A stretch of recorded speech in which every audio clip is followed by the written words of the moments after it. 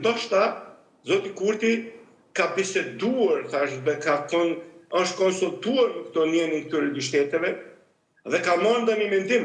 pozitiv. Në të kundërtën, nëse është vendosur në kokën veti lidhur me fillimin e ndërtimit të këtyre dy urave anës urës së Ivrit, natyrisht se vështirësitë të fërkimit do të jenë të natyrave të ndryshme. Dhe unë i parashikoj këtu disa mundësi të cilat mund të ndodhin për momentin apo në të ardhmen. E para është ajo që përsëri KFOR-i me organet e veta të vendoset në tërësi, të vendos këtë pjesë ka do të ndërtohet në këto dy ura, pushtetin e vet. KFOR-i mund të vendoset edhe në këto dy ura, përveç asaj kryesorës në urën e Ivrit? Edhe këto objekte në këto vende dhe mos të lejoj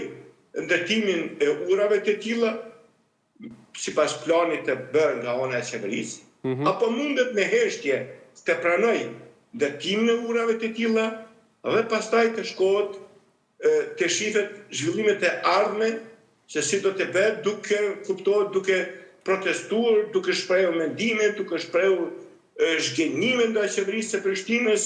që është në detyrë se nuk po bashkëpunon, nuk po koordinon në tutje, por duke lejuar de facto edhe me tutje ndërtimin e tyre deri në përfundimin e këtyre urave. Qysh e pat këtë përgjigjen e Kurtit sot që tha që kushdo që ka më dyshje, let na kontaktoj, unë jam kryeministri i Republikës, këta të tjerët janë ministra, kryetar komunash dhe paka shumë i ftojnë gjitha ata që potencialisht mund t'jenë kundër ose mund t'kenë dilema sa i përket kësaj situate, ta kontaktojnë. Nëse thot let na kontaktojnë, i bie që s'kan folur më herët, nëse mund ta lexojmë kështu.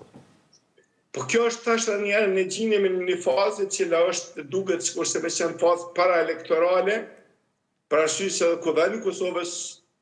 dhe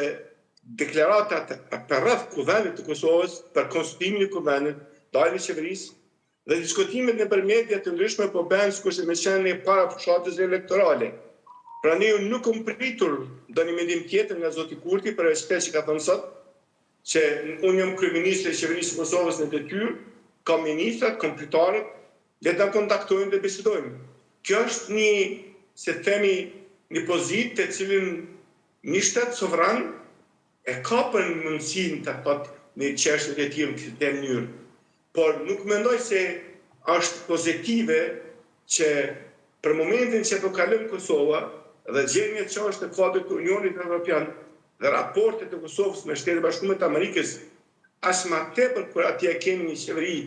dhe një prezident i cili është mjaft i ashpër në qëndrimet e veta dhe pothuajse imponon çdo vullnet të vetin, çdo drejtim dhe çdo pjesë të botës, që duhet në këtë mënyrë që unë jam këtu, urnoni edhe kontaktoni. E mira kishte me qenë që të mos të